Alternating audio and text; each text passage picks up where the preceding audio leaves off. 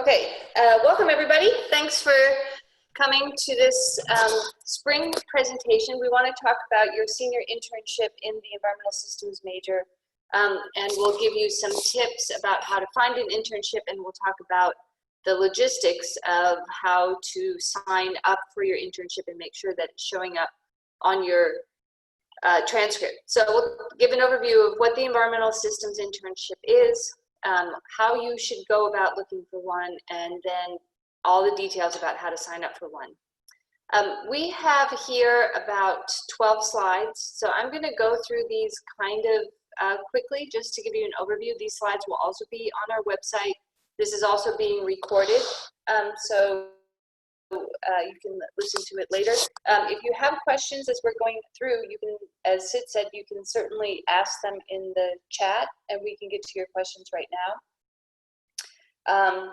And I think there'll be time at the end, Sid, to ask some questions at the end. Yeah, if you want to ask them, save them up for the end too.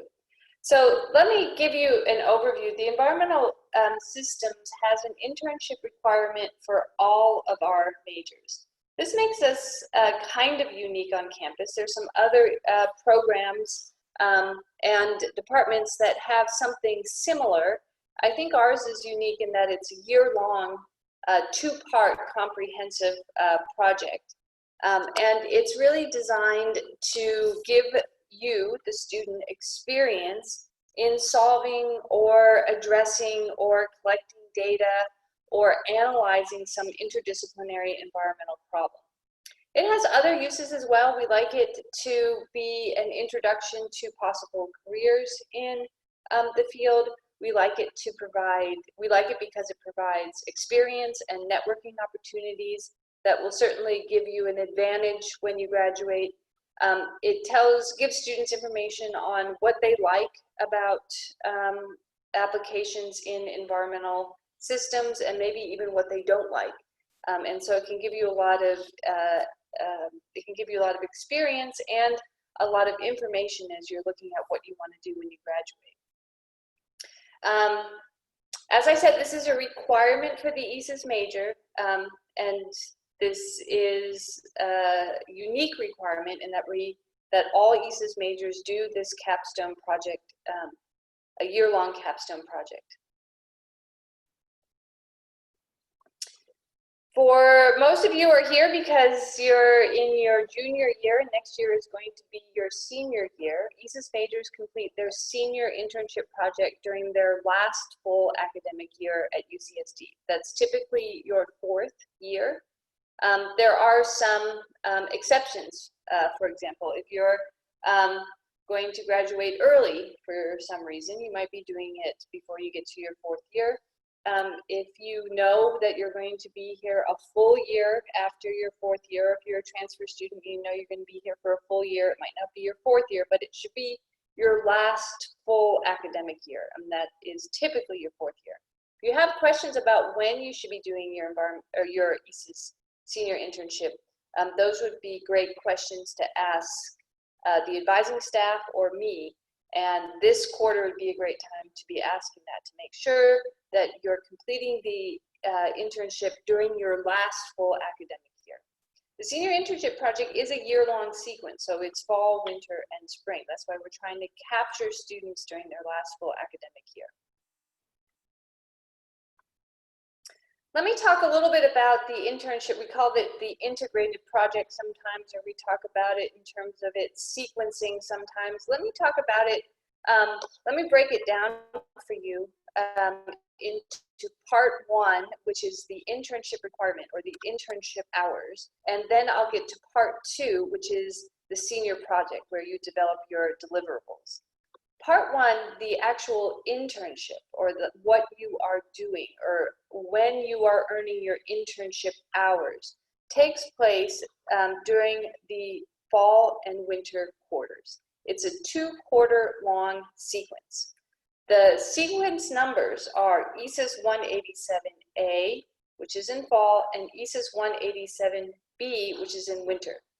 For some of you that might be paying attention, these course numbers are new this year. These used to be labeled ESYS 190A, and it was 190A for fall and winter. We have recently renumbered the courses, so they're now ESYS 187A and 87B. So they're sequenced courses. It's no longer the same course number. There's another change as well that I'll get to in some of these bullet points. But mostly the change is in the course numbering. So this is replacing what used to be called 190A. So 187A is 4 units in the fall, 187B is 4 units typically in the winter, and students take both of them for 8 units total. This amounts to approximately 10 hours per week, 10 weeks in the fall quarter and 10 weeks in the winter quarter. So in total, you have 8 units, which is on average a 200-hour commitment. Some students will have more because they might be working more. If you're in a paid internship, for example, you might be working closer to 10 to 20 hours a week. But the minimum for the units is about 200 hours. Now, I mentioned that there was one other change between 190A, which was our current course number, and what we're switching to, which is 187A and 187B, and that is this next bullet point. The class 187A and 187B have weekly 1-hour meetings. So whereas 190A was purely internship, the 187A and 187B have been restructured so that we have meetups every week, check-ins every week to help you develop your project. This is mostly in response to student feedback. Students are doing most of their work out in the community or on campus in their internships, and student feedback to us in the ESYS department or in the ESYS offices was they wished or they wanted to have also some guidance, some check-ins, and some opportunities to interact with their peers to find out what other projects students were doing. We currently do that, but we only do that in spring quarter. What we're going to start doing is doing it through the entire academic year. That means that you'll have more structured time to work on your contracts at the beginning. You'll have more structured time to be working on your progress report, which is due at the end of fall, and you'll have more structured time to be working on your final evaluation, which is due at the end of winter. It means that we'll have more opportunities to clearly define what the internship objectives are. It means that you'll have more opportunities to interact with your peers about those internship, what you're actually doing in your internships, those internship experiences. And it means that you'll have much more concrete deadlines for when your progress, your contract, your progress report, and your final evaluation will be due.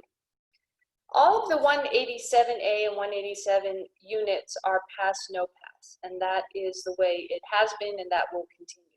So for your internship hours themselves, the time that you're working with your organization or in your lab or with your group or on your project, those credits will be pass, no pass.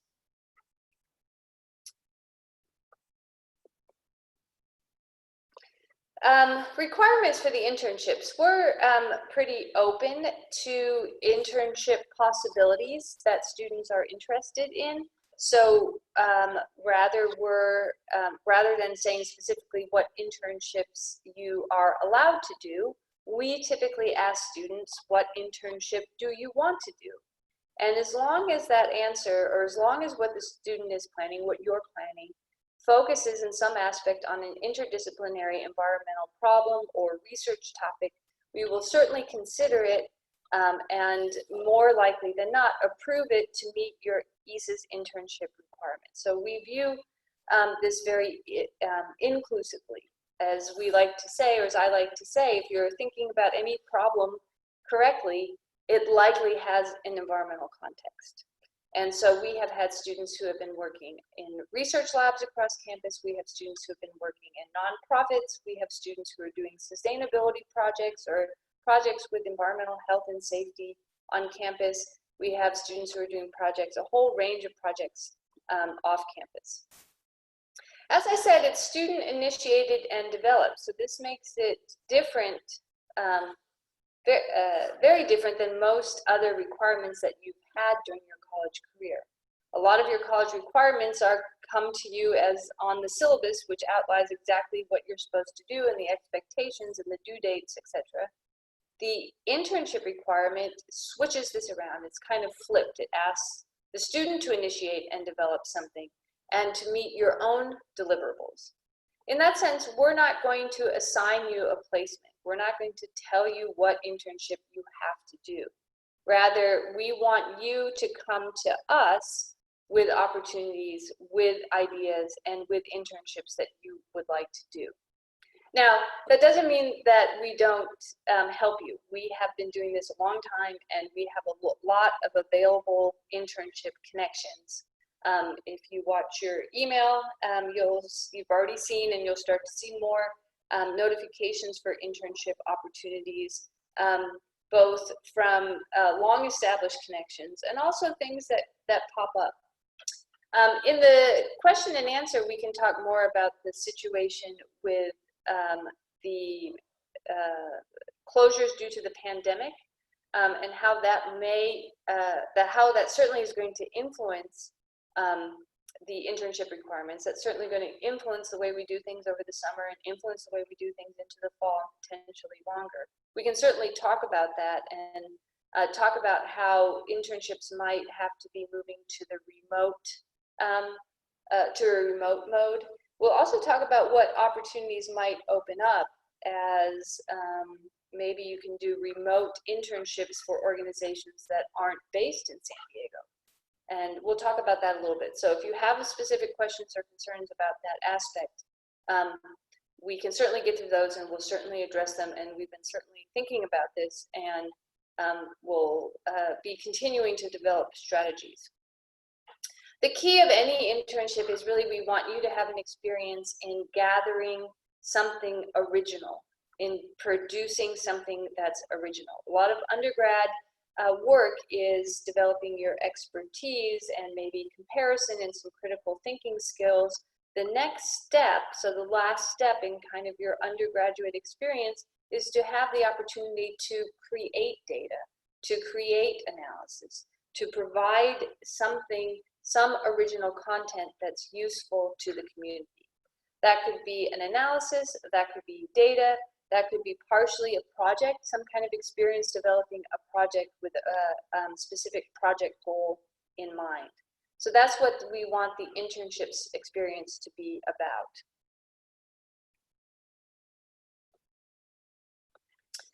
I've already mentioned this, but let me just kind of reiterate that there are several different types of internships. Our internships can be on campus or off campus.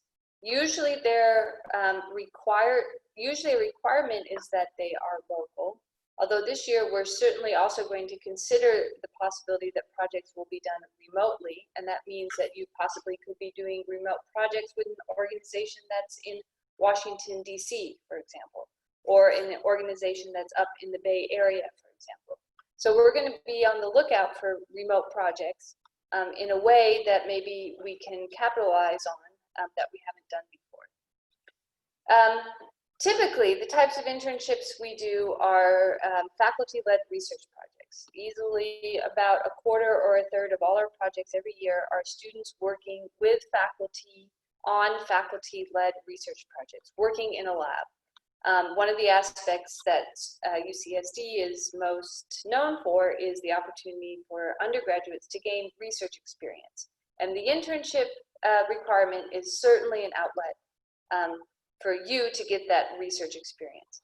This is particularly good training if you're thinking that you might want to go to graduate school in some kind of research-based graduate program. The internship is a great way to gain experience and to see if you would like that, and if you want to continue on with that. Research is also a great experience for any kind of environmental systems job. Generating data, collecting data, analyzing data is a skill set that will serve you in a wide variety of applications after you graduate. We have a good number of on-campus projects. A lot of these would fall under the umbrella of sustainability type projects. Some of these are offered with the Sustainability Resource Center, with the Student Sustainability Collective, with the Global Food Network, with the Carbon Neutrality Initiative, with the environmental health and safety. You might have seen some emails go out about opportunities for UCSD fellows within the Carbon Neutrality Initiative and UCSD fellows within the Global Food Network. These are examples of on-campus sustainability projects. These would be more project themes where you have a goal and you're trying to develop a project that was going to help you get to that goal. Certainly we have a lot of off-campus projects, and I think this year we have more off-campus projects than any other type of projects. These are with local government. So for example, the City of San Diego Environmental Services, the City of San Diego Stormwater Services, City of San Diego Parks and Recs. Those are all types of local government agencies that offer internships. We have students that work for federal agencies here in San Diego too. So the U.S. Fish and Wildlife has internship projects for students. We occasionally have students working at the Cabrillo National Monument. Those are examples of federal government agencies that have student internship projects. Nonprofits, nonprofit organizations, environmental nonprofits have placings for interns every year. This year we have interns that are working for I Love Clean San Diego, a local San Diego nonprofit. San Dieguito River Conservancy, a conservancy group looking at habitat restoration and preservation. Every year we also have students working for private companies that might be in environmental consulting, private companies that might be installing solar energy or looking at ways to capitalize on solar energy installations are a couple examples. Projects could be paid or unpaid. I think as we're looking into what's going to happen at the local level and also at the state level, you'll see that there are less paid internship opportunities with some of our local government agencies. The COVID-19 situation is going to have an impact, is having an impact, and will continue to have an impact on local and state budgets. And so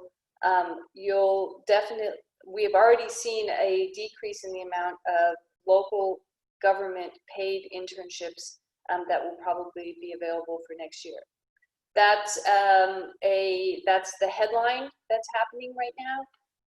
We can't necessarily do anything about it except for identify that that's happening and look for other opportunities. I think, like I said before, on the plus side, there'll be possibly more organizations that are offering remote type internships, and we'll keep our eyes out for agencies across the state and across the country that are offering remote internships for students.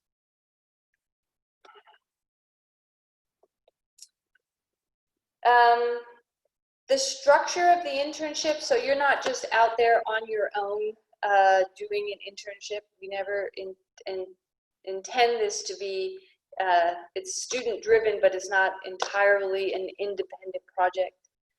We intend to give the student supervision and faculty mentorship to make sure that you're on track, enjoying your work, and feeling satisfied about your progress.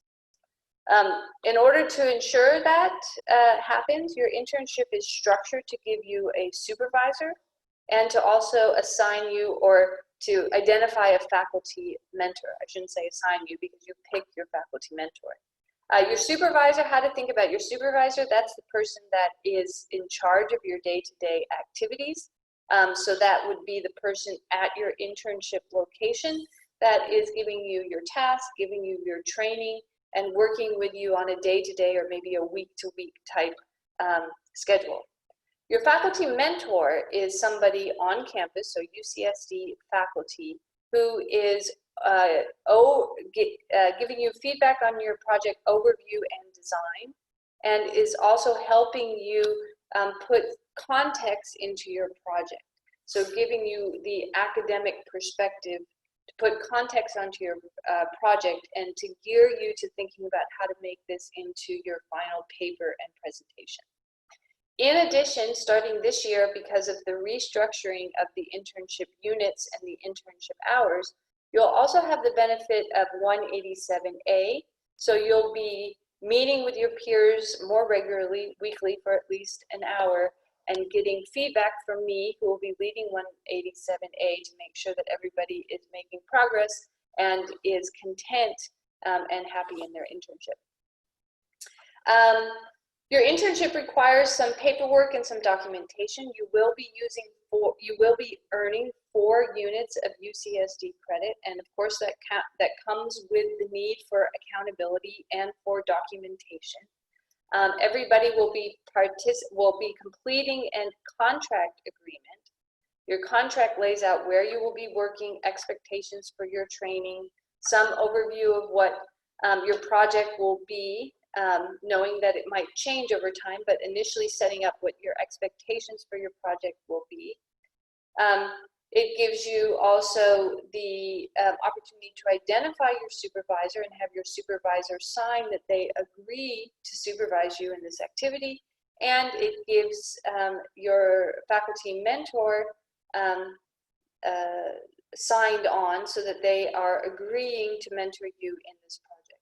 It is also approved by me as the Environmental Systems Faculty Director, and it provides you, the student, with security that you have that internship supervision in place. Other documentation that we require is a progress report at the end of fall quarter and a final report at the end of winter quarter. That is summarizing what you've done for the previous quarter. It's checking that and getting feedback from your supervisor as they sign off on that. And it's also giving your faculty mentor an opportunity to weigh in and assign the credit, the 4 units of UCSD credit, to that experience. All of this indicates that communication is key. So you're not just out there doing your own project, rather you're communicating with the supervisor, faculty mentor, and with the environmental systems program to make sure that you're laying out expectations, doing a reasonable job in meeting those expectations, and then refocusing or redirecting your efforts if something goes wrong. A lot of times in internships, things change over the course of the academic year. Things work out differently than you thought were going to happen at the beginning. Your results don't turn out the same way you thought they were. Something messes up your project plan. Something didn't go. Some equipment doesn't work. Something got closed down, as what happened to a lot of environmental system students in March. A lot of their internships suddenly moved remote as we shut down most in-person contact. So there's all kinds of things we can't really anticipate that might change with your internship. And in that case, the communication is key, is important to remember. So as long as everybody's keeping on track and communicating with the team that is supporting them, the internship will be successful. All right, part 2 is the senior seminar. That's what this year's seniors are doing right now. They're enrolled in the senior seminar. Next year, the senior seminar numbering will be 187C. So we changed it to 187A, B, and C as a fall, winter, spring sequence. And when you are signed up in spring, it will be ESYS 187C. This is also 4 units. This is also a seminar-style course. The class meets weekly. The difference from A and B is that 187C is offered for a letter grade. So you get a letter grade for your work in 187C. The main purpose of 187C is to provide instruction and peer review and support and help as seniors develop their deliverables. The deliverables are a senior paper, which is a document of what you did and why you did it, with context and references and your data or your analysis as your results section. And then a presentation to your peers, your faculty mentors, and to the community to showcase what your work was and what you found out and what you accomplished. Usually, in every other year except for this year, this work has culminated in a symposium. And the ESYS Symposium and Alumni Reunion would have taken place the first week in June, That event, like all the rest of the events in your life right now, have been canceled, at least in the in-person format. And we are in the process of rethinking that, and will announce some dates and some opportunities to watch ESYS student final presentations in a PowerPoint presentation format that will be happening in week 10. We will certainly invite juniors to those presentations. They'll be taking place over 2 days in week 10, Wednesday and Thursday, and they will be sessions that are happening, 3-hour sessions that are happening during the afternoon and during the evening on Thursday. You could certainly participate, so you could certainly click in and then see some of those student presentations to get an idea of what seniors have done for their senior projects, and to get an idea of what a senior capstone presentation looks like. In previous years, we've always invited the juniors to the symposium, and that's one-stop shopping for seeing what senior projects were done, for meeting some of the supervisors who are usually there, for meeting some alumni from ESYS alumni who are now in the environmental professional community here in San Diego, and in talking to seniors directly about what they liked or what they might recommend about their senior projects. Even though that's not happening this year, we'll try and recreate a little bit of that in our senior presentations, and we would certainly invite all of you to stop by and see some of those presentations. Again, those will be in week 10, and we'll send out further information on that.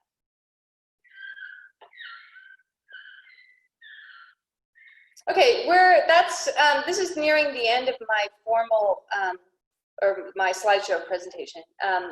Let me, some frequently asked questions, and then we'll have an opportunity to ask some of you for your actual questions. It's pretty typical to be worried right now about how to find an internship.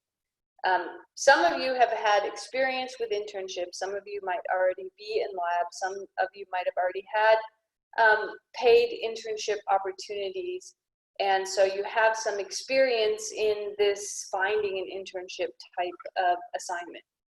Most of you have not, and so this might be foremost on your minds right now as a concern of, oh my gosh, how do I find an internship? And particularly this year of, oh my gosh, how do I find an internship during a pandemic? Those are all reasonable concerns, and I think the best way to address those, or we would say we have the experience to know the best way to address those concerns is to just get started. Look around at internship opportunities. Check out some of the emails that get sent your way listing internship opportunities. Talk to some of your faculty mentors if you think you might be looking for a lab type internship next year. Talk to some of your friends that you know have had jobs or research opportunities. Talk to some of your TAs. So talk to some of the graduate student TAs often are working in ESYS courses, or any of the courses that you're taking for the ESYS major are working in labs or working with faculty that would have applications in your field. Look at anything on the UCSD website. Look at Handshake. Try other aspects of networking. We will, in addition to sending out emails, we have a spreadsheet on our ESYS website. This is just taking shape now, spring quarter, and you'll start to see a lot more resources come into this spreadsheet. These are places where we know students have worked in the recent past, contacts that we know that have had recently hosted ESYS internships. So this is one example of what I mean when I say networking. If there's any student working in an internship right now, that organization would likely be open to hearing from other students who want to be doing their internship next year. So we'll certainly have those resources available for you. When we have specific positions that are notified or posted, we will send them out to you on email. The ESYS website will contain a spreadsheet that has, again, these networking opportunities where students have worked in the recent past and contacts for you if you think you would be interested in that type of work. You can also consider what you're, like I said, many of you probably already have some experience. Maybe you're already working in a lab, or you've had some volunteer experience, or you're in a paid position that could have a more project-based component. Consider expanding what you're doing now, or expanding on an existing opportunity or an existing placement you have. If you're already working in a lab, think about getting a more project-based work in that lab and talk to your PI about extending that work, if that's something that you're interested in. If you have a job on campus, think about maybe a more project-based or independent component that could be added to that job. If you're volunteering someplace, think about maybe expanding your role there and continuing in that work next year. These are all ways that students always find their internships every year. That is to say, there is no requirement that your internship has to be something totally new. If you like whatever opportunity you found and you're doing now, you can certainly continue that in a more independent role as your ESYS internship. Some other kind of questions along that line is, what kind of internship should you even start looking for? And here, when we're advising students, we usually tell students to, like usually our first question will be, what do you think right now, what do you think you might like to do when you graduate? What do you think sounds most interesting to you right now for after you graduate? And getting that piece of information, or even asking yourself that question and getting for yourself that piece of information, will be a good first step in deciding what kind of internship you should be looking for. Take your best guess of what you think you might want to do and gear your internship to that experience. If you think you might want to work in local, city, regional government after graduation, work on some kind of regulatory aspect of the environmental field, well, try to get an internship that would lead you to something in that field. It'll give you good information as whether you like it or not. It will also give you good contacts, good networking opportunities for after you graduate.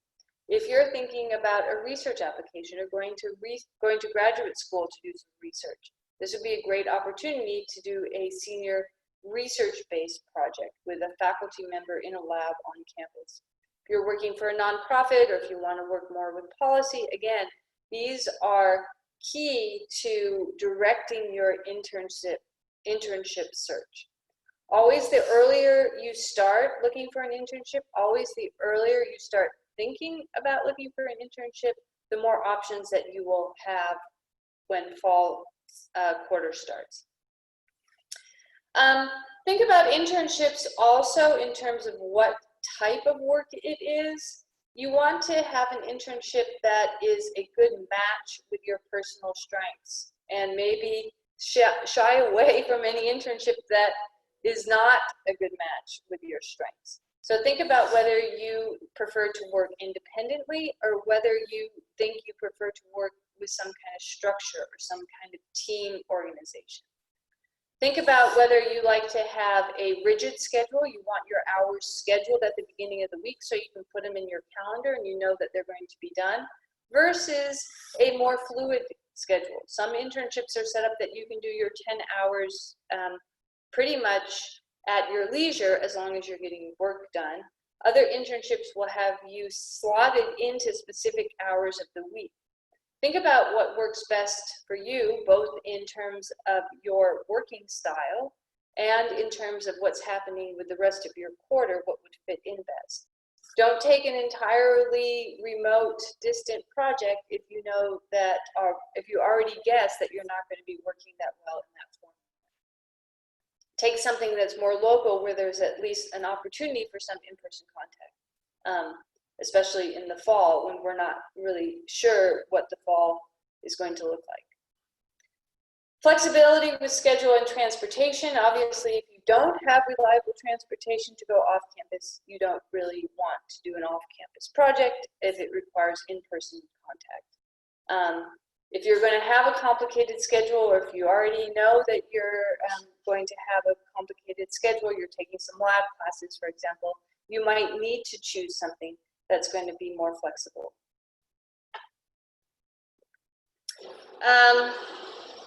Finally, although we regularly say that this internship project is designed by the student according to your interests, know that we're always here to help. Know that we will send you a lot of internship opportunities over email. Know that as the spring quarter goes on and as we get into summer, the spreadsheet will fill up with opportunities for you to network and to contact people. So if you're having trouble finding an internship, what do? First of all, don't panic. So you don't want to get overly worried about this. You just want to take action. Know that it often takes a considerable amount of emailing and communication and contact with people to find an internship. This is part of the assignment. This is part of the process, is looking for an internship, trying to align what you want to do with opportunities that are out there. That is part of this whole assignment. So don't panic if on your first try you don't get a yes. Don't panic or give up when you are running out of ideas, or you can't even start to come up with ideas of what you want to do. If you start to feel worried about it, that's an indication that you should come in immediately and meet with us. One of our student advisors, Sid or Darlene or me, we're here to help. We can walk through the steps of identifying what are your strengths, what are you interested in, and connect you with opportunities. So don't panic, keep working, and meet with us if you're at all concerned. Also, don't wait to the last minute. So this is something that you have to start thinking about now. You have to have this in the back of your head or in the front of your head, thinking about opportunities, looking for opportunities, be open to suggestions. When something comes along and it says opportunity for undergrad, check it out. That might be something that you're interested, that will be a good fit for you, that you might be interested in doing. So this is definitely a situation where the earlier you get started, the better the outcome will be. In the end, everybody finds an internship, so that's never a concern. However, I can tell you that in the end, not everybody finds an ideal internship. I think most students are pretty happy with their internship, and they're pretty satisfied with their internship. I think some students are very happy with their internship and they're extremely satisfied with their internship. And you want to be in that last category, looking for something that you really wanted to do and getting an opportunity to do something that's really geared towards your future plans, towards your career goals. The earlier you get started, the more likely you're going to be completely satisfied and happy about the internship that you found. Okay, that's the end of our presentation. I'm going to turn it over to Sid and Darlene to kind of guide question and answering, whatever you guys, whatever you want to do. I don't know if you want to answer the questions in the chat first or what. Yeah, thanks for that, Jane. If you guys have questions, go ahead and add them to the chat. We've got a few in there already that we will read off and then ask or answer. The first question is, does UCSD offer workshops to learn programming skills like GIS, GPS, Python, etc.? Usually the internships that you're interested in have these required as qualifications. Yes, there are programs through Extension specific for those things like GIS and GPS. And there are also courses that UCSD offers in a few different departments that cover GIS and Python and things like that.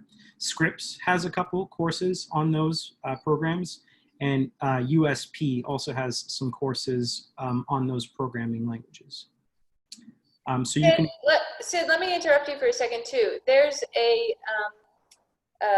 software carpentry short courses that sometimes pop up with opportunities in things like Python, in things like sometimes they'll do R programming.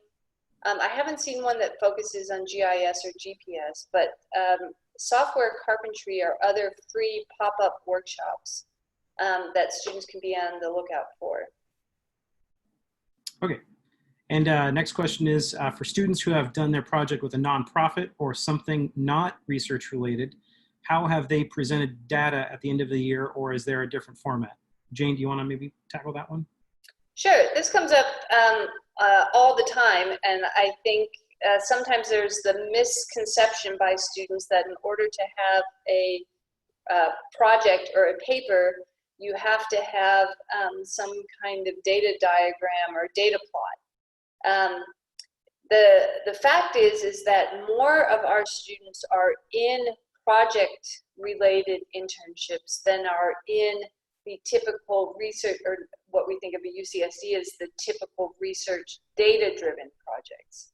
And so certainly more than half of our students every spring are working on papers that are more aligned with what you're talking about here, a more project-based internship. So what the paper will present is the project and the same context. What did you do and why did you do it? The results here is maybe more of a project. So you wanted to develop a community-based garden, or you wanted to develop a educational workshop that you would deliver to school-age kids. That would be more of a project-based internship, and that would be the results that you are presenting. So again, every year more than half of our students are more in those project-type presentations. There'll be lots of students presenting on those more project-type presentations at the end of the year. So if you wanted to stop by to some of those presentations, that would be probably useful in seeing how students present at the end. All right, and we've got a couple more questions. So if anybody has more questions, go ahead and fill them in the chat there, and we'll get to those. Next question is, how do students create their own projects when working in a lab where the PI already has their own project in mind? You don't necessarily have to have a 100% original project if you're working on somebody else's work. There is, especially when you're working in a faculty-led research project in somebody's lab, there is going to be a certain amount of them giving you an assignment and them asking you to do specific analysis that they want you to do, and that's fine. I think there's always opportunities to have conversations with your faculty mentor or maybe the grad student that you might be more working directly under for ways to maybe branch out in a little bit more of an independent project within your lab group. It's totally fine, I think, if they are directing a lot of the data that you're gathering, or if they're directing a lot of the project that you're doing, if you're working in somebody's lab. I think that's pretty common. Jane, any comments? Oh, yeah. Like Sid said, it's much more typical for students to be working on the project that their PI designed, maybe working in a team on a project with a graduate student. It's not typical at all that students would show up in a lab and then start a completely independent project. As a matter of fact, we usually call these faculty-led research projects, so to signify that this is something that the faculty is kind of signing you up to do, and that you will, like Sid said, gradually over the year, maybe take more and more ownership of it. Now, what we don't want you to do is be exclusively a student worker. So if you find yourself in a lab where you're doing kind of support for a variety of different projects, but without your own independent work on a project at all, then we would want to know about it. So we don't want students who are just in charge of washing dishware in a lab or just in charge of ordering supplies in a lab.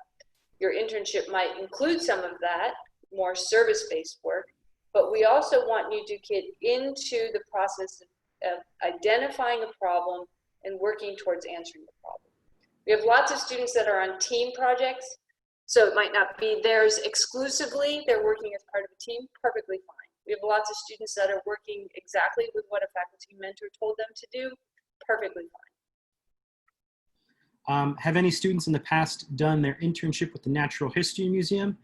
Not that I can recall off the top of my head in recent years, but there might have been some students there in previous years that go beyond my current recollection. I don't know if you remember any, Jane. We have, not in recent memory, but that would be a great place to look for internships. I know we have a couple UCSD students in the earth science major that are currently doing internships at the Natural History Museum. We just don't have any ESYS majors right now. I've seen that they've posted a couple things in the last year or so. So yeah, go for it. Check them out. That'd be great. Let us know.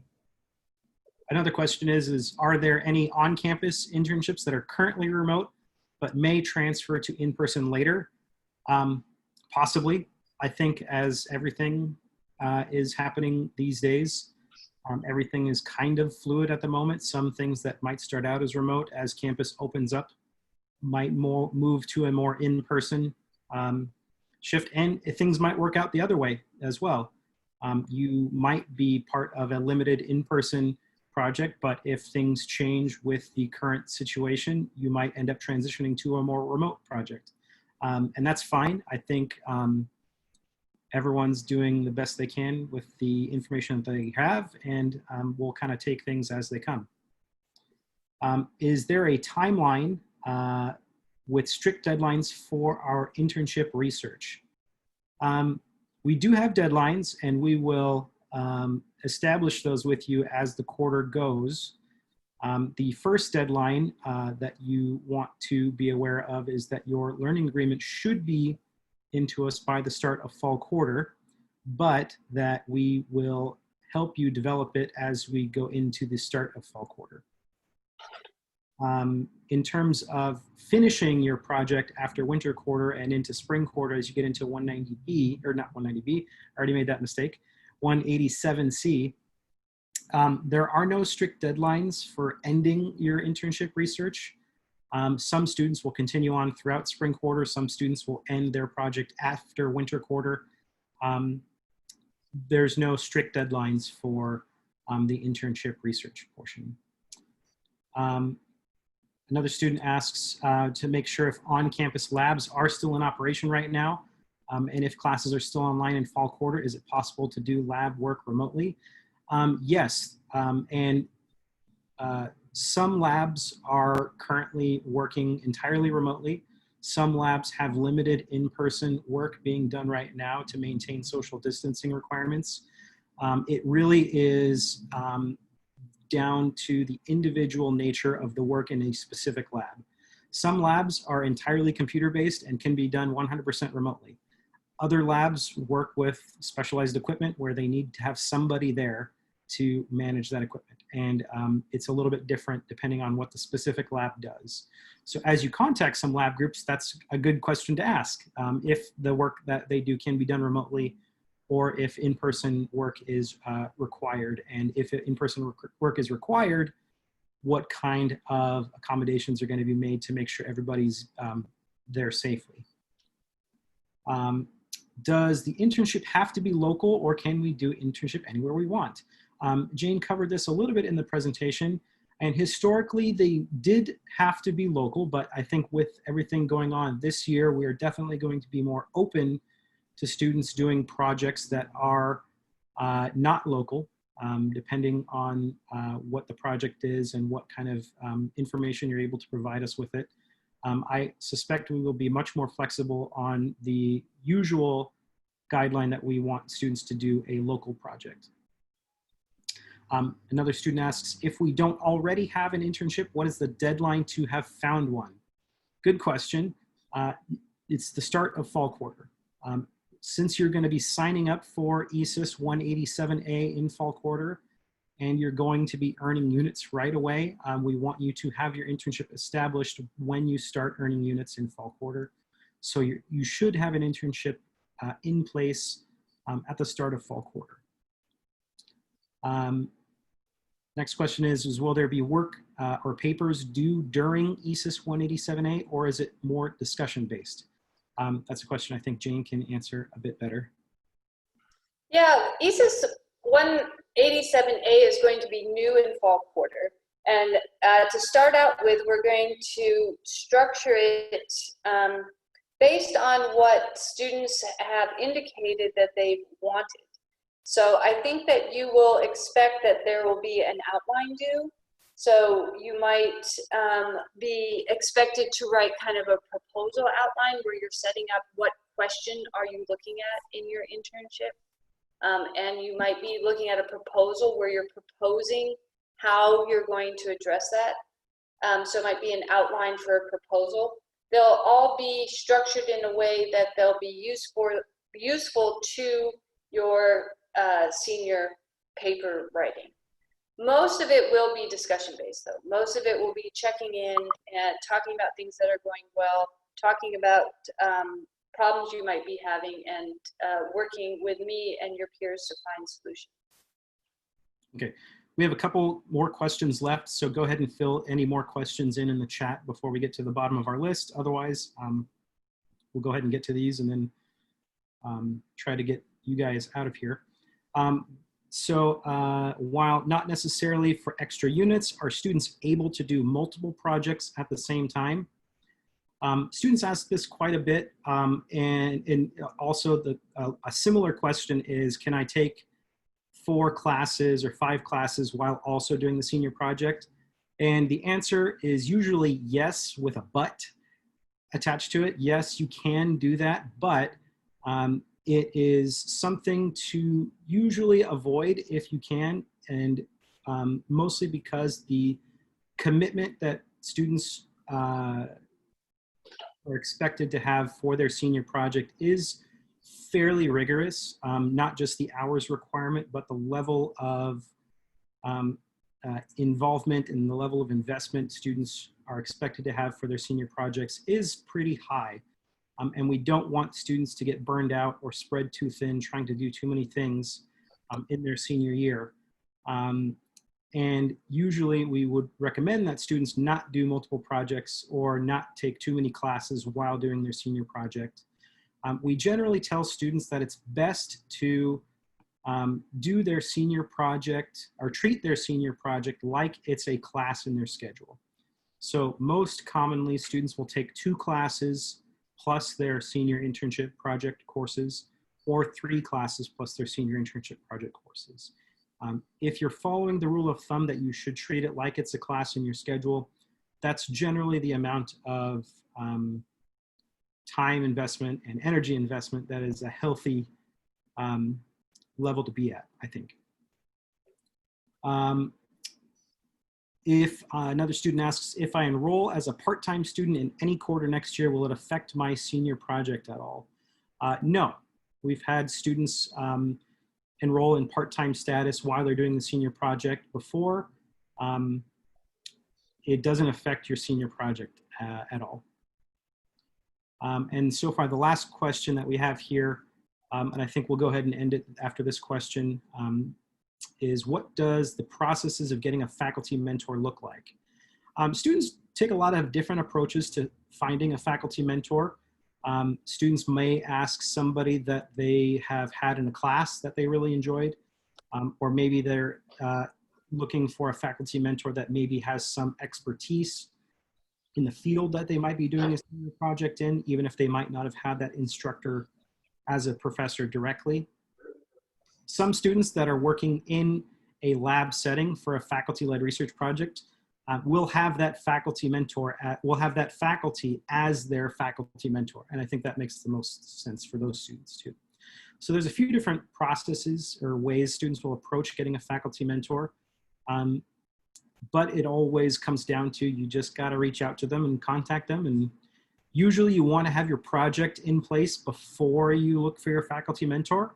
That way, when you approach faculty about being your faculty mentor, you can give them some idea of what your project is going to be and how they might have an impact on what your project will be. So usually students will find their faculty mentors after they've already established what their internship is going to be.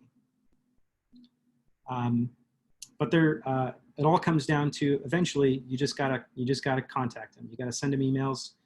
You might have to send multiple emails because faculty are busy, and especially now with working remotely, it might just take some diligence on your part to get in touch with faculty to get them on board with your project. Okay, I think that's all the questions we have. If you guys have further questions, please don't hesitate to come talk to myself or Darlene or Professor Tyrannus at any point between now and the start of fall quarter. We are happily available to assist you guys in finding your internships, in talking through what kinds of internships are best for you, and then getting you guys all squared away administratively for the start of fall quarter. One last question that came through is, does the faculty mentor have to be an ESYS related professor? No, but they should have some connection to what your project is going to be. Or they should be somebody that maybe has taught a class that you've taken for your ESYS major. It doesn't have to be one of your ESYS 101, 102, or 103 professors, although those do tend to be favorites for students to ask. But if they've maybe taught one of your upper division major electives, or if you've done research in their lab before, or if they are maybe doing research on a project that's similar to what your project's going to be, they don't necessarily have to be part or involved directly with the ESYS program. Okay, I think we'll end it there. Thank you guys for attending. Thank you guys for your questions. We will make this video available to other students who were not able to attend. And thank you guys for visiting.